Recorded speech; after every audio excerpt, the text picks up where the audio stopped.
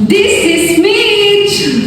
Naghahanap ka ba ng bahay na swak sa budget mo? O di kaya gusto mo lang ng house and lot investment na kayang-kaya mo? Alam mo bang for as low as 4,005 pesos magkakaroon ka na ng sarili mong bahay or housing investment? Dito lang yan sa Kaya Homes under the 4PH program or pambansang pabahay para sa Pilipino na mayroong mababang interes sa pag-ibig para sa mga minimum wage earner. Katulad na lang ng tricycle drivers, vendors, farmers, online sellers, sari-sari store owners, freelancers, self-employed individuals, OFW, and other qualified informal sector workers. Ang Kaya Homes ay matatagpuan sa Barangay Armenia, Tarlac City. Tara, pasok tayo sa Naya Dress Up Unit. Ang Kaya Homes ay may socialized townhouse na mayroong 30 square meter lot area at 32 square meter floor area naman. Toilet and bathroom ng unit ay complete amenities na rin